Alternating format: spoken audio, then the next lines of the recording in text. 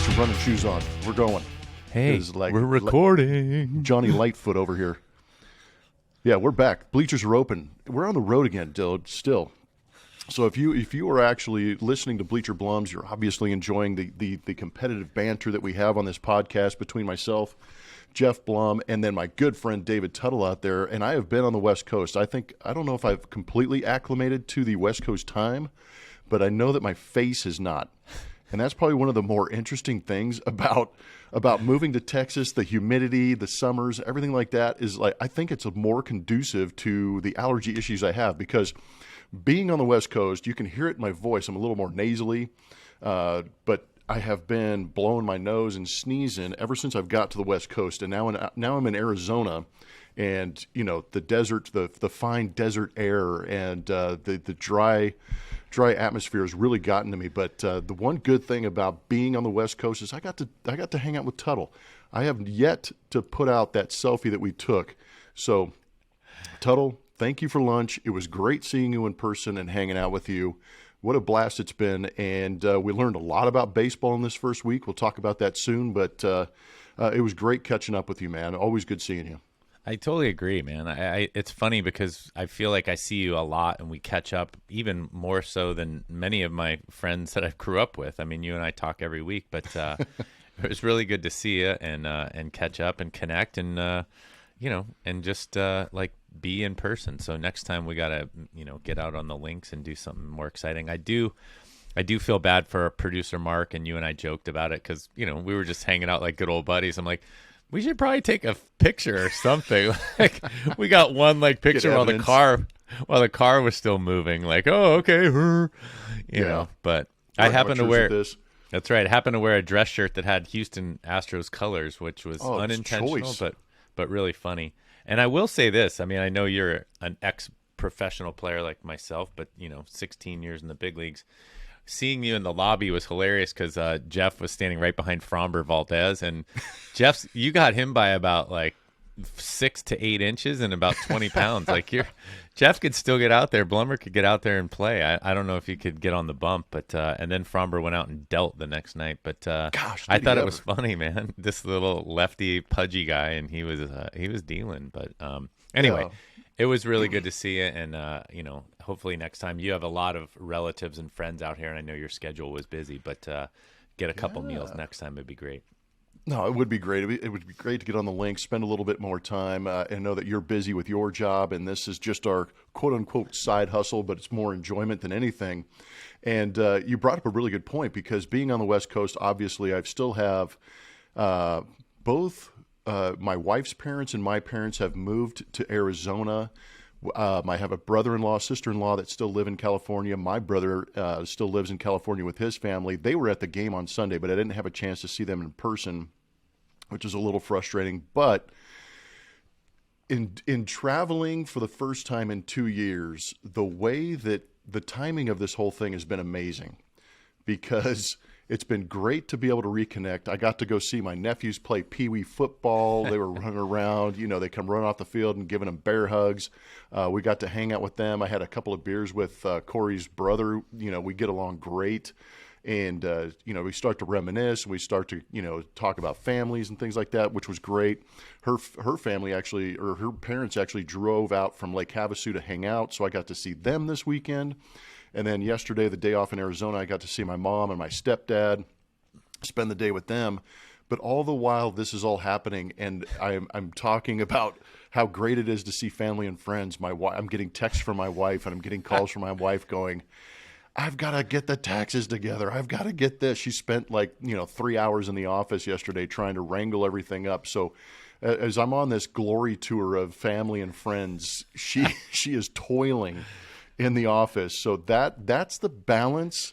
And I don't know, I wonder if you remember any of this. That's the balance. And you've traveled for jobs too, but that's the balance of being a ball player, a father, and a husband all at the same time. So God bless the women of baseball, because they actually run the show while we get to go run around and have fun and play the game, yet still providing. But at the same time, the women are doing a bulk of the work. Well, they are, and I think you hit on two things. One is when you first say that, I like that. I don't know. There's comfort in numbers, right? I just feel like a lot of people, specifically in a job where the public knows you, it's unfortunate you just got to give your nephews a sup from the press box, or your nieces, your brother and stuff. No, I'm just saying because they were like, hey.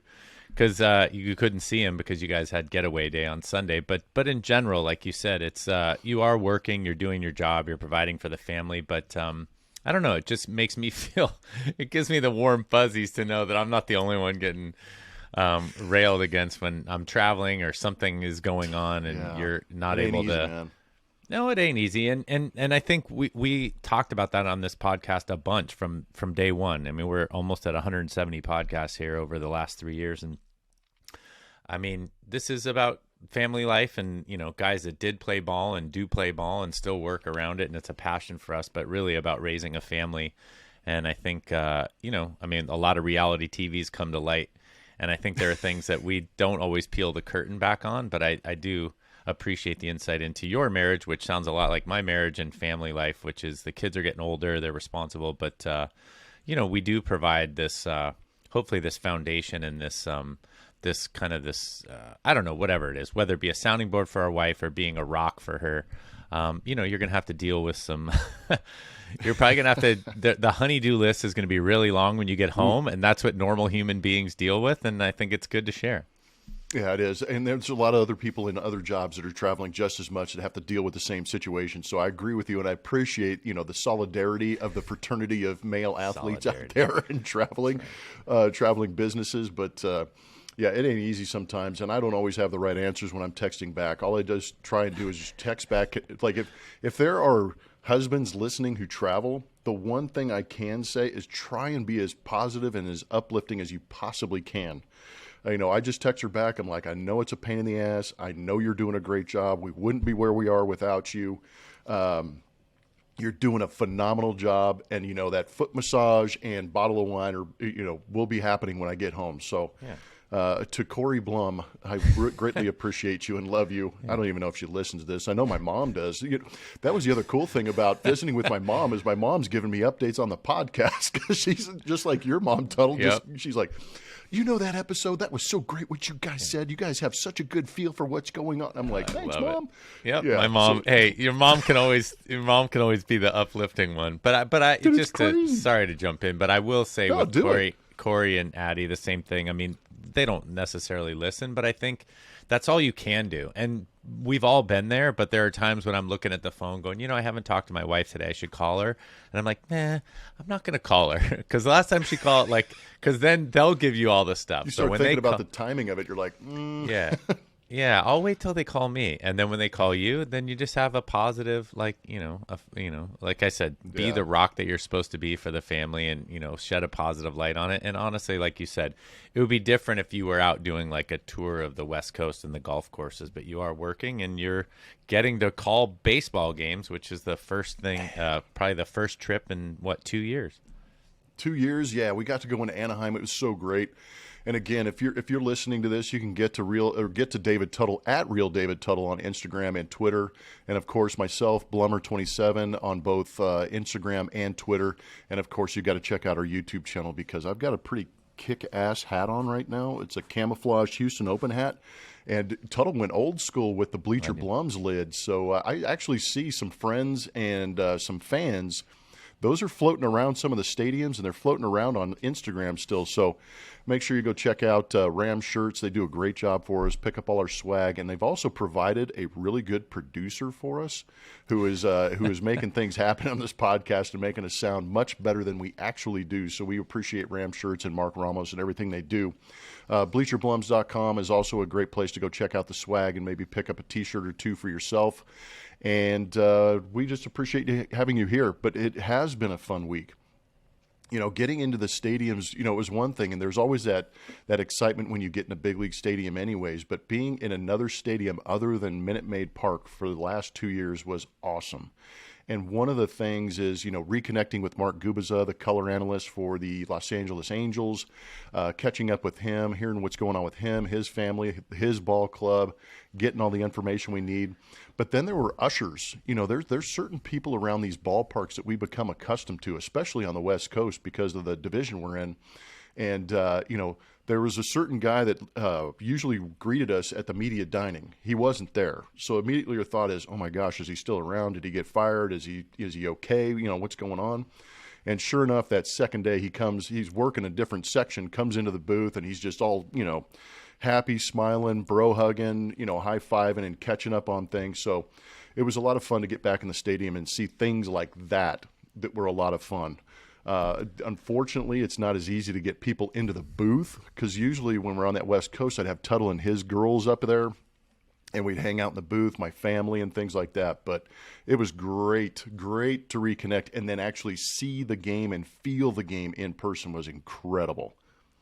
Yeah, it's funny when I do visit you in the booth, I do remember it's like clubbies, right? I mean, the clubhouse guys, the vendors, the people that are always taking care of you. Like, it's a great analogy, yeah. Yeah, well, you've talked about on the podcast before, the security guy that got your home run ball in the World Series, like things like that. These are people that you see day in, day out, greenskeepers, like I got masters on the brain, the groundskeepers for the field, but hopefully everybody can dig that. But anyway, these are people that are probably more integral in your life when you have a traveling circus and a traveling kind of career than anyway, they're more important than you would think. And when you get to see them, that's the part, like you said, we talked about emotion and feelings last time. Like that's the part that makes it feel normal and regular and exciting. Yeah, to your point, it's kind of that home away from home. And these people have really done a good job of welcoming us in. They're not the people that work underneath, fans are going to be fanatical. We talk about it all the time. Fan is short for fanatical. So they're going to have their opinions of our organization. But what's been great is that when we go into these ballparks, the ushers, security, everybody that's underneath treats us like gold. They're like, so great to see you, so awesome to have you back on the road. So there's no judgment there. It's just welcome back. It's good to see you, and it becomes that home away from home that really kind of welcomes us in. But that first week of baseball got off to an electric start. There were a couple of things I wanted to hit on, maybe around the league, and I wanted to talk to Tuttle a little bit about a phrase that we hear early in the season in April, because the way the season is started with the lockout and kind of the compression of the season, and they're going to play all 162, but I still feel like everybody's trying to sprint out of the box to establish a good start to the season because of the shortened spring training. So I want to ask Tuttle about that a little bit later. We've got Players of the Week this week that have been announced in the American League and National League. I want to talk a little bit about that because there's an Astro a guy who got picked up Player of the Week, Alex Bregman. I have an opinion on the Angels that is going to be polar opposite of what you've heard Joe Madden say. And then there's another couple of situations that happened between the Mets and Nationals and then the Cubs and the Brewers. And let's just start real quick with the Astros. I thought what they did was fantastic. I don't know how much you got to watch because you get blacked out with these stupid, idiotic, dumb-ass, freaking foolish blackout restrictions. I think they should be lifted completely. If you want to get fans to watch games, lift the blackout, open it up. People are paying money to get on the app and watch MLB.TV. Pick your announcers. Pick who you want to watch. For the love of God, let fans watch the game of baseball. It drives me nuts. But did you have a chance to watch anything? I know that you're adamant about catching up on information, but you're in that blackout situation, man. It sucks. Yeah, to be honest, I watched a little more Red Sox Yankees than I did because that was on on the national broadcast. Yeah, you get inundated with that. Yeah, but I did watch a little I guess I mostly listened to the Angels Houston broadcast on XM, Sirius XM. So I got to hear, is it Sparky and good. Robert Ford? Is that who's on there? Oh, even better. So you listen to the Astros radio. Yes, you can listen to Astros radio. Yeah, they're really good. Yeah, they're great. So, I mean, obviously colleagues of yours. But yeah, so I guess my imagination had to kind of feel what was going on there. But I think I got a pretty good take. And as you said, I mean, just being a former player, I think we can get a good sense of what's going on. But it was definitely a good first series for the Astros. And probably, I think, with the prognostications and how everything goes, maybe we thought the Angels would be a little more competitive, but I certainly felt like, and we always do, as you mentioned, the Astros are, a front runner for one of the top 4 teams in the American League. So. Yeah, and they kind of jumped their way. I think that, the power rankings that came out before the season started, the Astros are down a little bit in some of these, and then all of a sudden, they blow through the Angels winning 3 of 4 games in that opening series, and all of a sudden they vault back. And it's just the vibe that I get around the Astros and around, national media is, gosh, I really wish the Astros would suck, and they don't. It's crazy how they continue to bounce back and continue to ignore what national media says. They continue to ignore what fans are yelling at them, and they go out there and win games. But, it's one thing to go out there and blast teams, but I really think it was the pitching that did the job for the Astros. And it actually surprised me because you already mentioned Framber Valdez. He went 6 2/3 innings.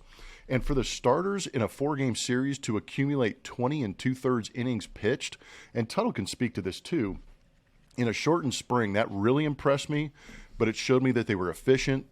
They actually had command of their pitches because they weren't wild, out of the zone, a lot of walks. They were in the zone, forcing guys to swing, and they only gave up 4 earned runs in those 20 2/3 innings pitched. And what that does is it kind of pushes back into the bullpens to where you don't have to abuse those guys. And it was really amazing, to be honest, to watch them do that. But it started with Framber Valdez. JV surprised everybody and pitched his ass off for 5 innings, which I thought was great, touching 96.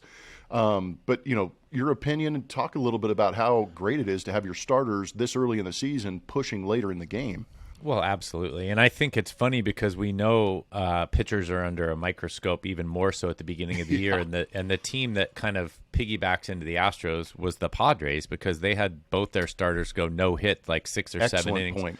But I think that's either that the pitching's a little ahead, which is surprising because usually it's the other way around in terms of pitching maybe ahead. But in a normal season, in a normal spring, usually hitters blast out of the box because pitchers are kind of going through that dead arm phase or working through stuff. Yeah, right. And you can get into the pen sooner. Like, hey, this guy's going to get his work in. He's going to throw 4 or 5 innings because he's on an 80 to 90 to 100, maybe 100 pitch count, something like that. Yeah.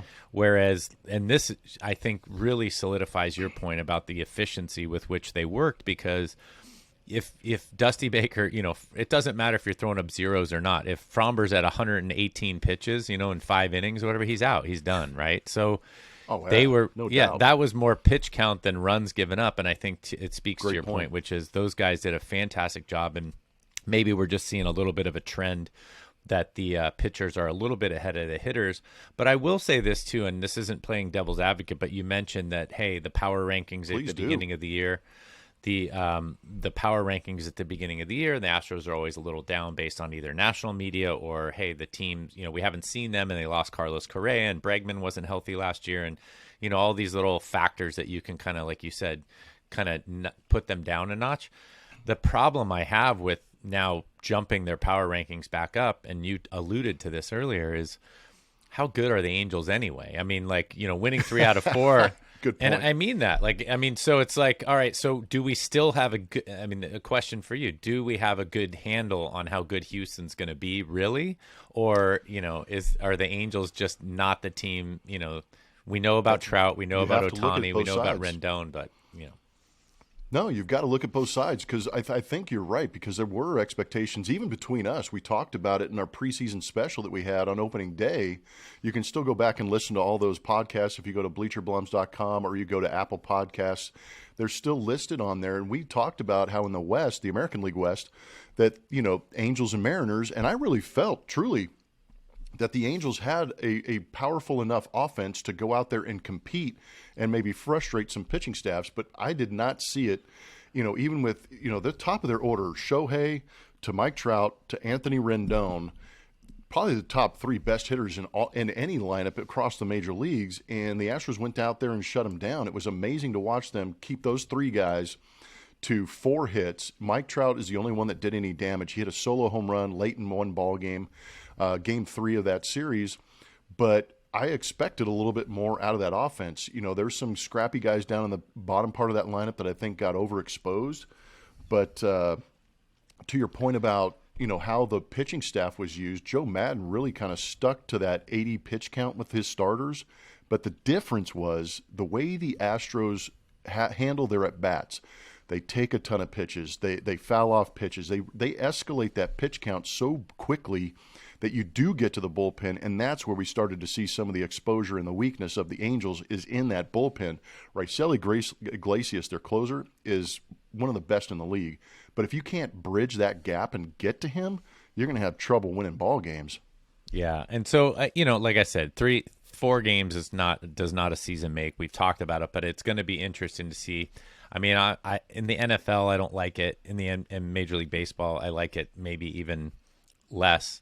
But the power rankings, it's all a bunch of hogwash until we get, into the dog days of summer. I mean, it doesn't really mean a whole lot. 3 out of 4, that's great. I also, you talked about how much I got to watch.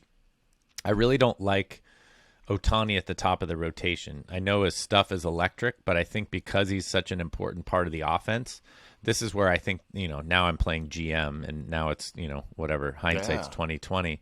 But Ohtani should be like a 2 or 3 starter. They should have a guy like a Verlander or a somebody like that they can, here's our frontline starter. This is our best lineup. This is how we're going to win the World Series. You got, Justin Verlander, and then Ohtani's like your 3-hole and he can throw 96, 97. But having him as your like opening day starter, aside from revenue and excitement, I mean, obviously he threw the ball decent, but yeah, they escalated his pitch count. I just think it's too much.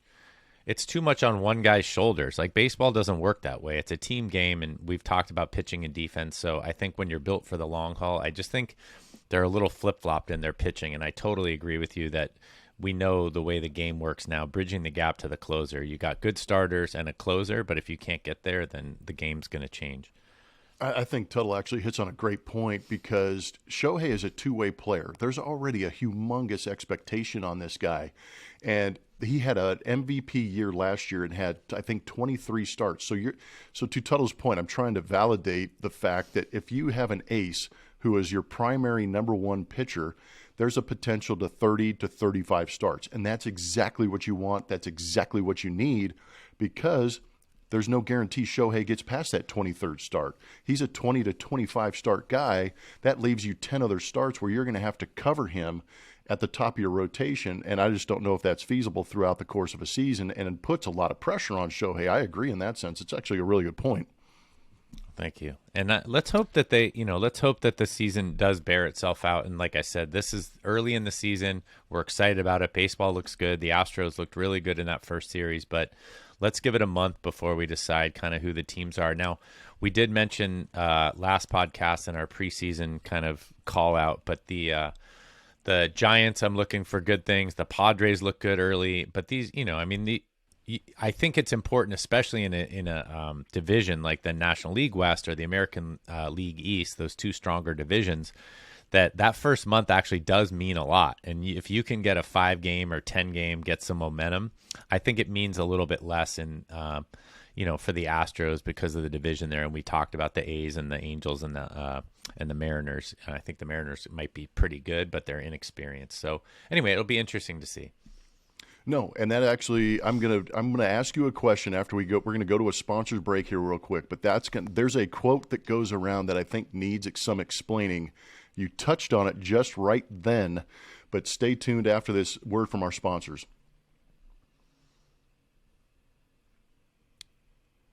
And we're back. Appreciate the sponsors having a word on our podcast. And with, Tuttle teased the fact that, April is an interesting month if you're a team that is competing.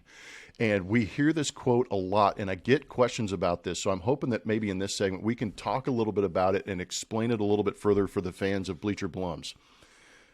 It starts out that you cannot win a championship in April, but you can lose a championship in April.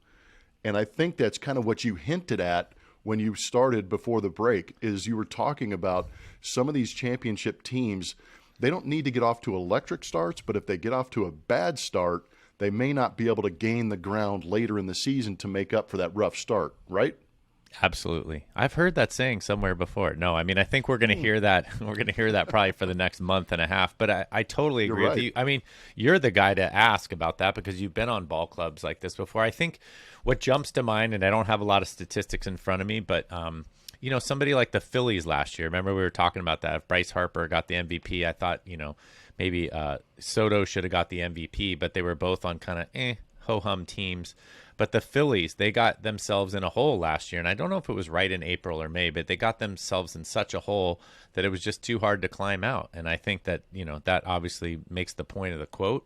So you want to kind of stay – you either want to stay, if your division's struggling, you want to still, you can be in third place, but if everybody's, within 3 games of each other, you're all right after a month of playing. Yeah.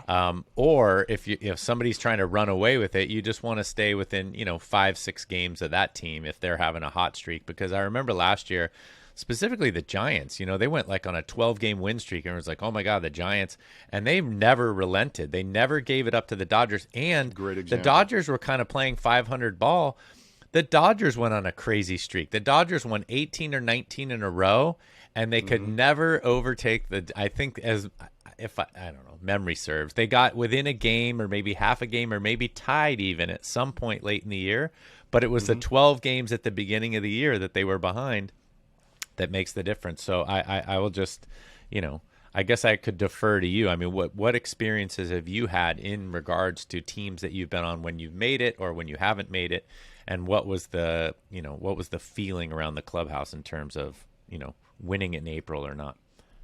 Well, we always say April, but I do believe, like you said previously, that I think it's the first 2 months that you're going to continue to hear this theory. And I think it's like, you want to break out. If you can go on a run like Tuttle said, like the Giants did last year, where you just explode out of the gates and you get that huge lead, and then you can kind of coast out and figure out things and maintain a little bit of a great streak that you're on. But I think it's that 500. If you can play 500 or better in those first 2 months, I think you set yourself up for a great foundation to go out and try and win a championship or get into the playoffs and win that one of those wild cards.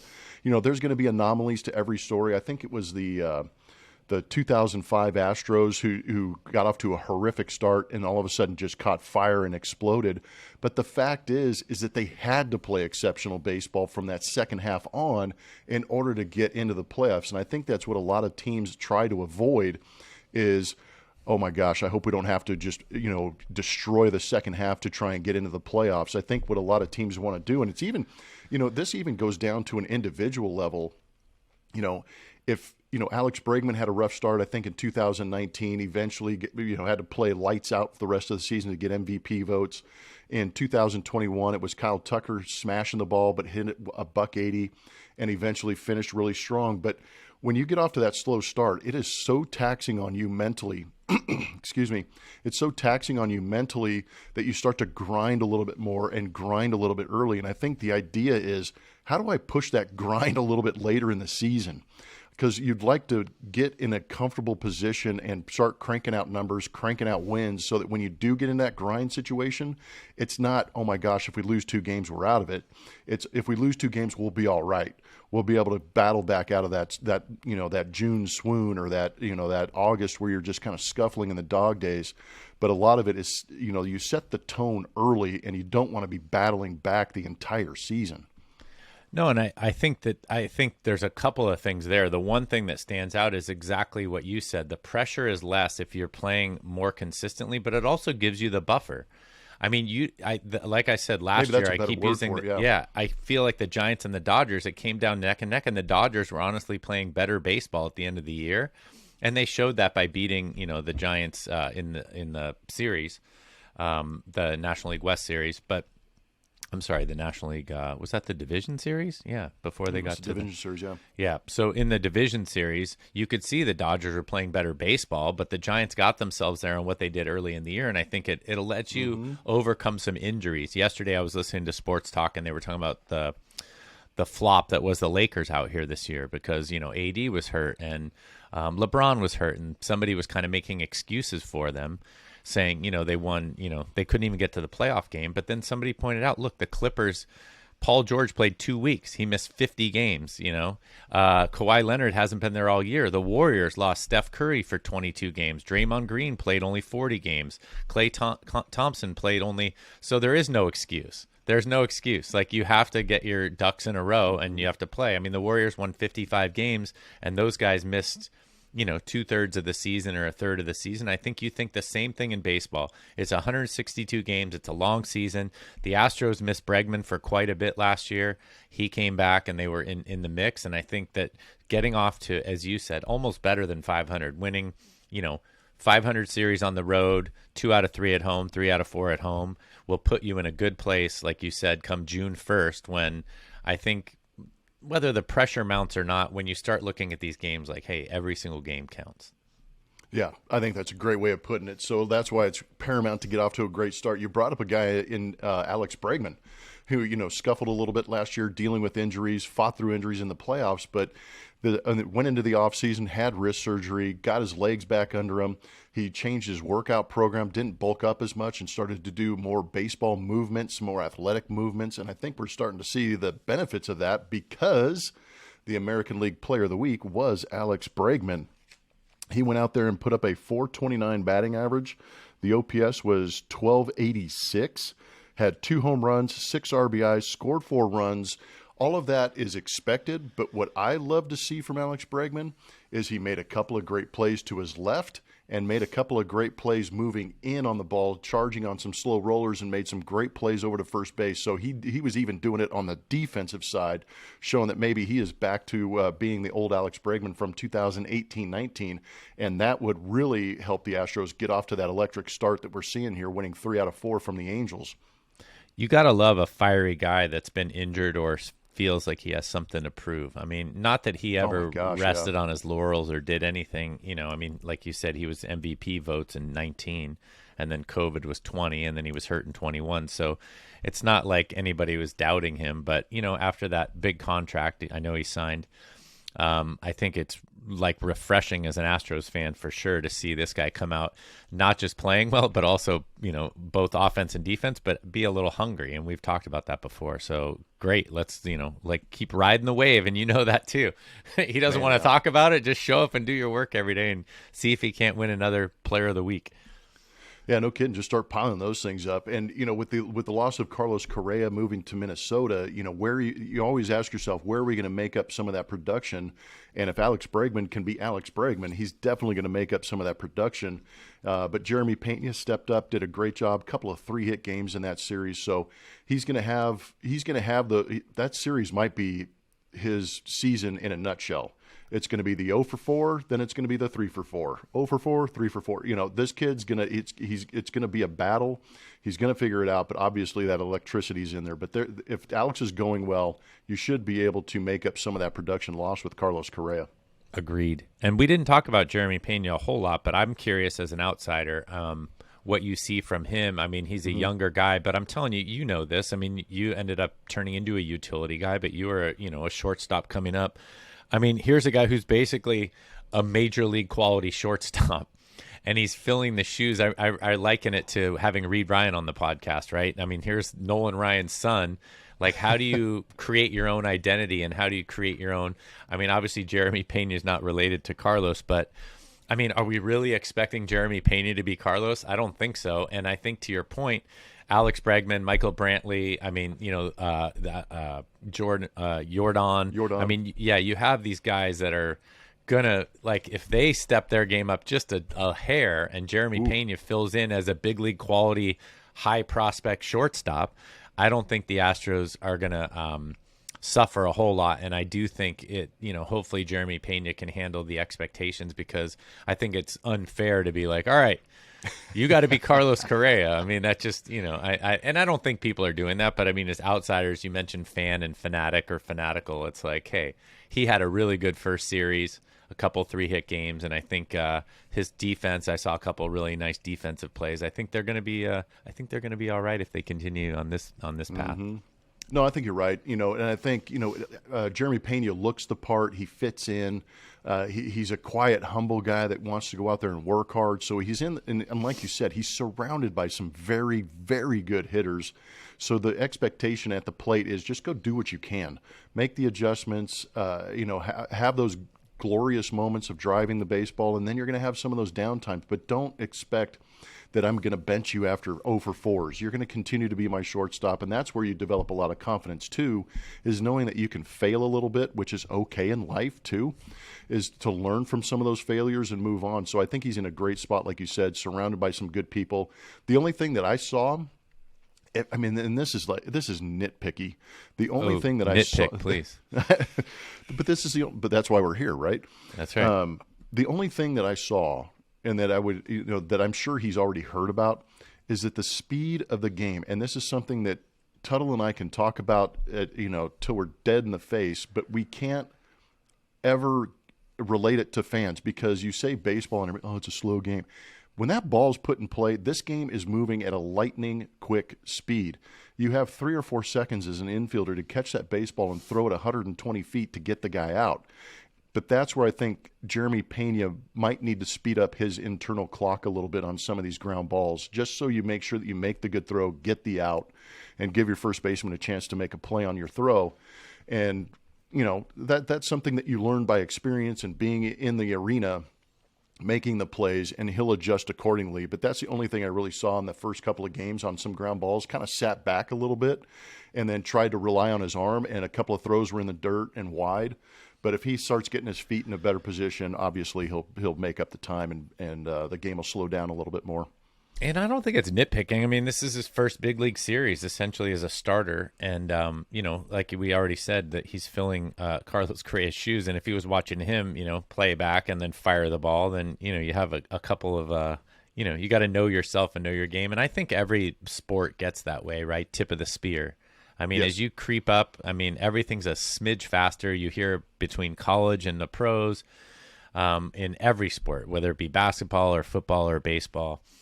It just goes a little bit faster. Everybody's a little bit better, a little bit faster, and you got to think a little bit, more on your feet, I guess. But winning 3 out of 4 with a guy who's kind of learning, and obviously a couple 3-hit games. I mean, I think, the world is the Astros' oyster at this point. And I wanted to ask you a question. We talked about, so I don't know if we talked about touching on this, but the Mets series. I'm sorry, was it the Mets? With the brouhaha, the Mets, the Mets Nationals, there were and two then fights already in the first week. yeah, What the heck's and then going the on, Brewers. man? So, that's what I was going to ask you. Angst out here. Well, teen angst, I don't know, maybe young men angst, or we got to show our worth. There was something I saw. Is it Wilson Contreras? So that wasn't a throwdown, but he's been hit 15 times by whoever they played. I can't remember who that. Yeah, there's history. Brewers. There's some. Yeah, it is the Brewers Cup. So Brewers Cubs, and then that's why I said Nationals Mets. So let's figure out what's going on there. I mean, this isn't the unwritten rule stuff, but 15 times that guy's been hit by the Brewers. He must have done something, done somebody wrong one day or something. Yeah, I don't know what's going on over there, but what is it? Familiarity breeds contempt, and I think that's what's happening with what we're seeing in these schedules. You'll see this in every division, where there will be one team where you're just like, these sons of bitches. I mean, I'm gonna beat the hell out of them. Yeah. But there's already a rivalry, and the Brewers are. I mean, the Brewers are probably the best team in the Central, but the Cubs are kind of young. Or they've turned young and maybe a little bit angry, but Wilson Contreras has been there a while with the Cubs catching for them, and he's not notorious, but he's had moments where he's kind of popped a home run, bat flipped, and run around. He's a great catcher.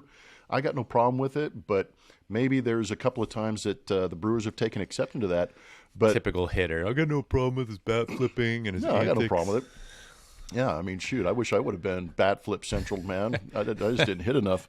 But, as an opposing team, you're going, man, this guy's really getting to my craw, man.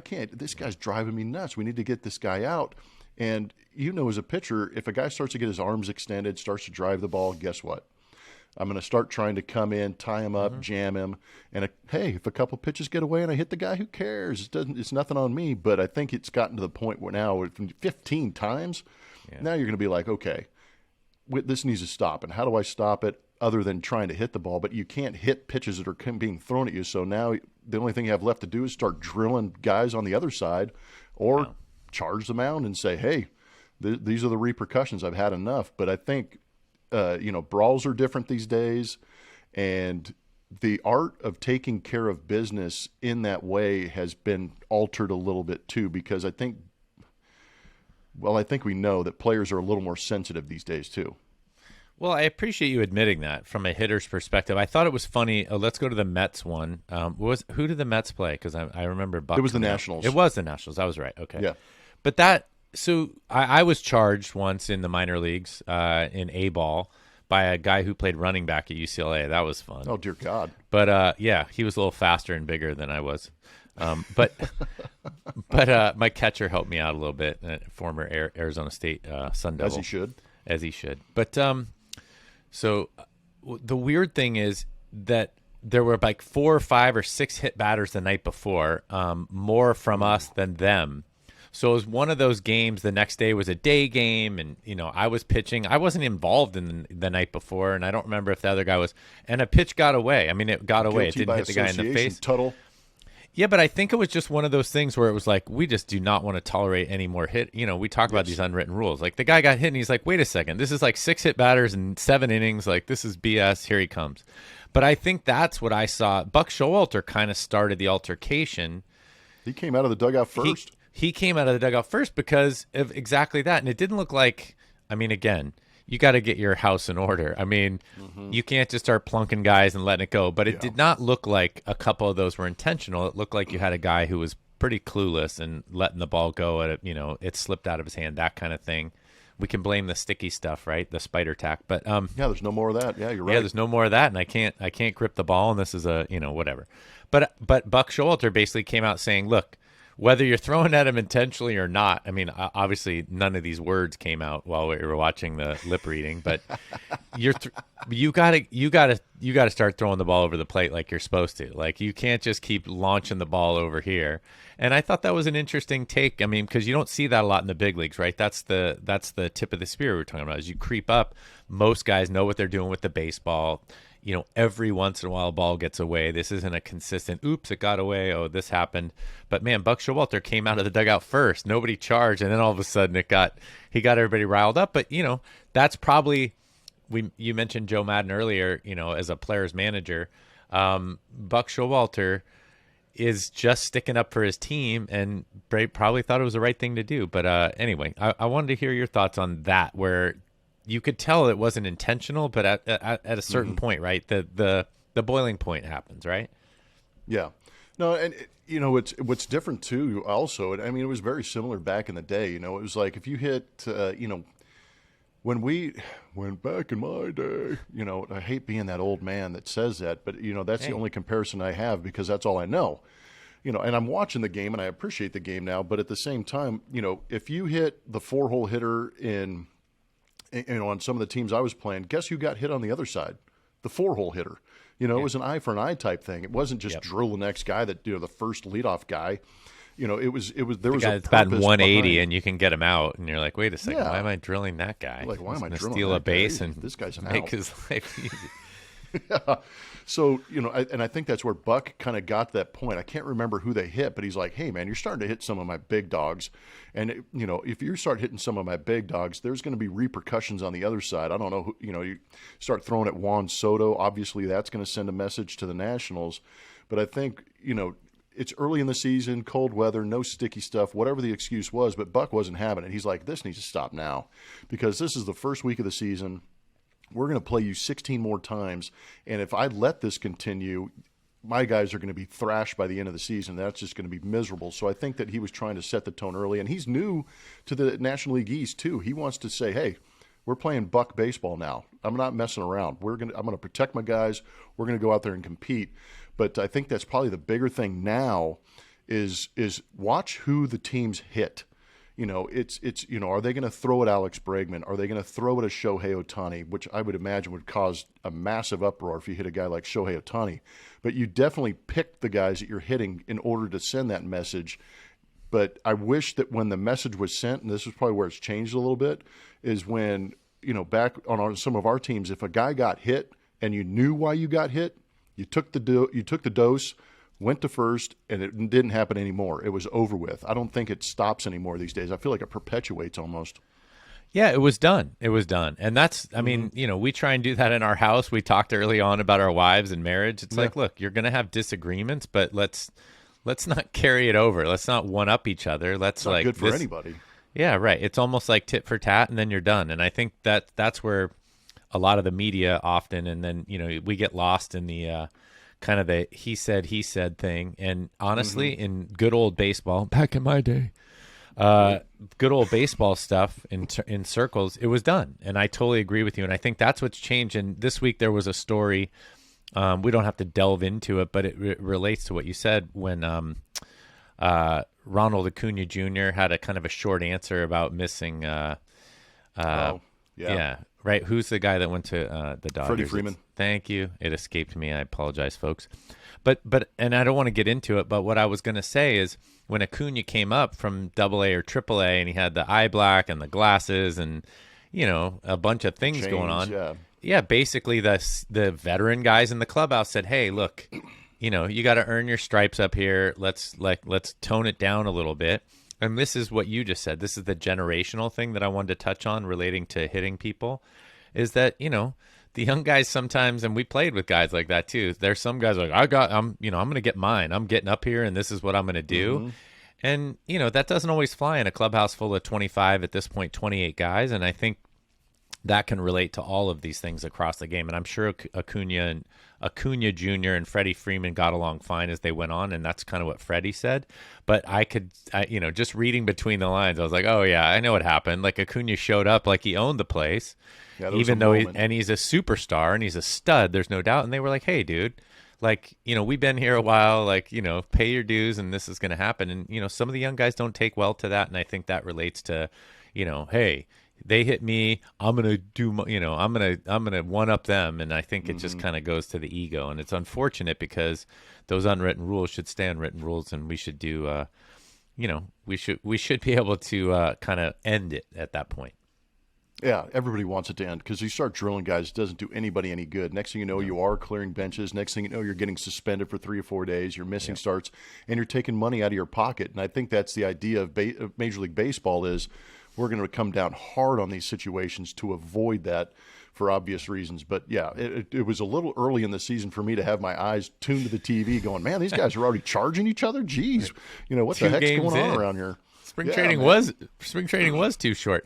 And last point on that is I really thought Buck was he's endearing himself to his team. And so whether it's strategic or not, most things that there's these a little guys bit do of are that there, strategic. Yeah, so the team is like, all right, we know this guy's got our back and he's going to protect us regardless of what's going on. So I got, I think, one more thing, but you said you wanted to tee off on something. So mine was related to the Masters, and I didn't know if you had any thoughts on that or if you wanted to finish up a baseball thought. No, move on. Go for it. All right. So the Masters was last week. We missed our typical lead-in podcast to the Masters. We usually have our buddy John on, and he'll give us some insight. I don't know if anybody picked Scotty Scheffler became the number 1 player in the world, winning 3 out of 5 tournaments before the Masters. He's the youngest, he's on a tear. The youngest and the quickest to win the Masters right after being named world number 1. But he's just on a tear. Just ride the wave. We talked about the momentum. But the thing I wanted to bring up is no golf analysis or anything, but my daughter saw Cameron Smith on the TV, and she's like, what is going on with that guy? And I heard this story. Somebody dressed as Cameron Smith as for Halloween. I think he'd be a great cartoon character, but the Australian... He looks like a cartoon character out there with that power mullet. Oh, my God, and the mustache. That kicks it in. But hole 12 got him just like it got Spieth that one year, and so that's the hole to do it. But my point is, I was listening on the radio. I mentioned I was listening to Astros, Sparks, and Ford on the radio, too, because I guess I was driving around a lot. I was not in front of my TV. And the first day, maybe it was Thursday or Friday after you and I had lunch, I was listening to them, and they're like, that's a good shot by him. That's a good shot by him. Yep, that's a good shot. I'm like, him? Who? They keep saying it's a good shot by him.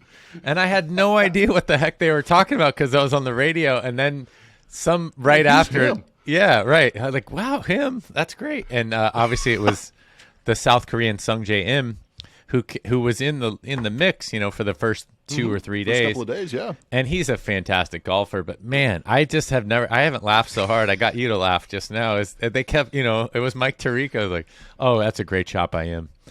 And I just thought, oh, what the heck is going on my radio? You're like, what so did I anyway, miss? If you didn't tune in like 2 hours earlier, you have no idea who they're talking about. You got to drop the Sung Jae in there. Yeah, every once there's in a while, lot of right? hymns. Are there women in this tournament? Yeah, because I think they're all hymns, if I'm not mistaken. Anyway, so I'm glad I got you to laugh, but that was my Masters moment of the week. I mean, obviously the 18th hole with your Cal Berkeley buddy, right? Colin Morikawa and Oh, yeah. and Rory McIlroy both holing out. I did watch that on TV. That was fantastic. But, the Masters never fails to disappoint. I will say, and hopefully this will lead you into something, but, I like Tiger. I'm okay with it. I don't like how focused we are. I mean, maybe it was this way with Jack Nicklaus, but, I'm kind of over the Tiger bandwagon thing. Like, even if he was in the mix, it's just, oh, look at him. He's limping. Oh, my God. Oh, yep. You could see the grimace on his face. It's like, oh, he's made this shot before. You're like, just treat everybody like that. I mean, Scheffler got kind of, because he's just a mellow guy, he was back, he was a backseat there. Some of the other guys were backseat. And it's like, if you're plus 11 at the Masters, I mean, I think one of the amateurs beat Tiger. It's like, let's slow the roll. I know he's a fantastic golfer and he brought golf a long way. And when he is there, the ratings are higher. But, this wasn't meant to be a Tiger bash. I thought Im was funny, but man, what are we waiting for Tiger to do something? Hey, dude. So you're telling me that Scotty Scheffler needs to drive his car 85 miles an hour down a hairpin turn and thrash his body in order to get cheered for?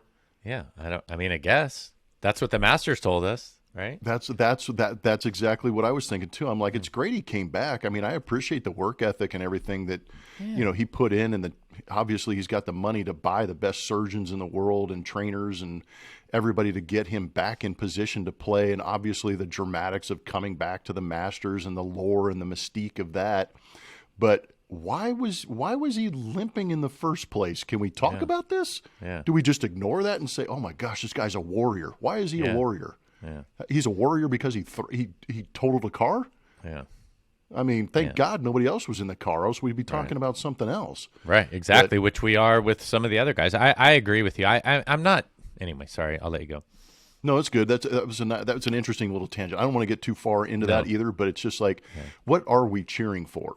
Should we cheer for the guy who actually had the mental fortitude to be the number one for the last 3 weeks and go to the most prestigious tournament major in all of golf and just throttle people? He throttled people. Think about what Scotty Scheffler did. Yep. He had such a big lead that he could four-putt. Yep. Four-putt. You and I don't four-putt. No. And he four-putted and still won by 3. And he could have. That's what I was saying. He could have 6-putted. Which. Well, did you see another Cal Berkeley Bear, Max Homa? Did you see his tweet? Oh yeah. He had a great tweet. He's like, "Oh, 4-putt. Why don't you just 6-putt this thing and really drive the point home that you had that huge lead on us and just you make us look like idiots? Why you're already halfway there." Homa's tweets were great. I got to start following him because his tweets popped up. I great. think you must follow him. He's hilarious. He said something about coming back for the weekend, and then he bombed it on Friday. I guess he didn't make the cut. Is that right? And he's like, "Oh, I guess I'll have to come." He was trying to put himself out there to be like, "All right, this is going to be something to." Nope, sorry, it just didn't work out. It just completely backfired. But he's classic. He's hilarious. I got to start following him. Max Homa. There you go. Another Berkeley Bear. But yeah, so the Im thing was funny. The Woods thing was a little overblown. I think, like you said, like most of these Olympic moments or these World Series or Super Bowl, let's get the backstory. We don't have to necessarily go, was he texting? Was he passed out like 75, 80 on a road? It doesn't matter. One of the announcers said it's pretty fantastic. I think one of the greatest golfers of all time, top 2, top 3, came back and was able to play in the Masters is a fantastic story. But let's just leave it at that, right? Like, it's a great story. Yeah. But we don't have to follow him around the golf course every day. And have him in every shot. Yeah. I mean, geez, if he didn't make the cut, I have a feeling like on Saturday and Sunday they still would have been talking about him, like, limping around the course. Anyway, I felt like, personally, it diminished from the broadcast a little bit this year. There was a lot of great golf out there, and I know that most people... so many good golfers, man. Yeah. No, and that's... I think even Tiger would admit, too, he loves the attention, but at the same time, you got to recognize where the game of golf is at right now. And granted, it was because of what Tiger did and opening doors and playing the game as well as he did. There are some friggin' really good golfers out there that completely get overlooked. And it was, you'd have to tune in later to some highlight show to see what other guys did instead of actually having the opportunity to have them cut to them. But yeah, the Masters was fun. It's always fun. It's amazing how that tournament holds its mystique and tradition over the years. They do a great job. I totally agree. And it was fun. It was a great week. It was good to see you. It was great to watch a little golf. Next time, hopefully, we can play a little golf. I know you were getting your sea legs back as well, and you're coming up on, let's see, what, you're 2 games, 3 games. You're at day 15 for an 18, 19-day roadie, are you not? Oh, man, yeah. I've still got 5 more games to go before I get off this road trip and get it back to Minute Maid Park, which I cannot wait. No. I'm dying to get back into Texas to see my family and the fans and start. There's going to be ring ceremonies for the American League Championship. There's we wore the jersey the other day, the City Connect jersey. I want one of those jerseys. You look good. You guys look really good, man. Pretty sweet. I don't know where you're going to wear it, if you're going to wear that to the company softball picnic, but you guys looked really good. I meant to point that out. I may just rock it at H-E-B every time I go to the supermarket and load up on groceries and just be like, here he comes, just kind of strutting down the aisle. But yeah, they did a good job on those things, man. They're sweet. All right, you good? I'm good, man. That's all I got, brother. Beef. I've got one beef. I'm gonna finish with a beef on the road. Now that I'm going to hotels and traveling. Beef on the road. Oh, damn. Let's rephrase that, please. Yeah, I mean, I'm already trying to praise my wife. You're already in trouble. Okay, so I've got an issue on the road. I don't have man, all of a sudden you got me flustered, dude. Sorry. Okay. You have an issue. Yeah, I've noticed something when I'm on the road, and I don't know if I ever took it for granted earlier when I was traveling, but on this road trip, I've had a couple of situations where I've had the room cleaned and the towels replaced, and there's brand new towels. Have you ever gotten a brand new towel and it's like a slicker? It doesn't absorb any water. I don't understand why that is, or if they're glazed with something, or if there's something in the product of the shipping. It's the no. It's dryer sheets. Like, I don't use dryer sheets at home. I learned that. If you use the dryer sheets, like the bounce sheets, if you chuck those in there, they make it like they give it a coating like your car. It's like waxing your car. Yeah, I know where you're headed. I just wipe the water off. It doesn't absorb anything, and it's the most annoying thing ever because I don't feel like I'm dry, and I can't get a grip on the towel. It's like falling out of my hand, and I'm like jabbing myself in places that don't need to be jabbed. Right. It's a chamois. It's a sham. Yeah, the sham. Wow, man. I'm like, did I just get out of the Olympic diving pool and I'm like just greasing myself off? What the hell's going on here? Seriously. Yeah. So I'm like, wash these things, number one, and don't give me these brand new towels. But yeah, if they come out and they're like slick, drives me nuts. I immediately chuck them out. So that's my bougie hotel rant. You should be thankful that you're actually, this is the post-COVID era. Be grateful, would you? No, you're getting actually clean towels, and they'll come clean your service. We paid full price in Palm Springs a couple of years ago at a soccer tournament and got no. We were there 2 nights and got no. They basically said no service. You could get no cleaning service until you left the room. Like, yeah, the beauty of COVID and all that stuff. But they're making the adjustment. That's the only issue I have. Issue I have on the road. Yes. All right. Awesome. I do not have beef on the road. All right. Cool. All right. Well, that's our podcast, man. Everybody, thanks for tuning in. I hope you like the preseason predictions. We're going to have to revisit our last episode, maybe later in the year, probably, July, August after the All-Star break, and see how we're all stacking up in terms of our predictions and how it's going. Let's not get too excited. We're only one series into the year, but baseball is back, and it's awesome, and it's good to see you on the road, Blummer, and good to see you live and in person. So thank you for tuning into the Bleacher Blums podcast. As you know, we always like to thank our first responders, our military across the world, protecting our freedoms, teachers, fire personnel, police officers. I mean, I guess those are all in the first responder category, but we're super thankful for all you do to, allow us to do this podcast and keep us safe. And, like I said, the freedoms of America get overlooked sometimes, but we're really thankful. And if you're over the age of 45, please don't forget to get screened for colorectal cancer. And always get after it and believe it. Strong to quite strong. So if you like the video, give it a thumbs up, subscribe, and hit the bell so you can get notified when we post new videos.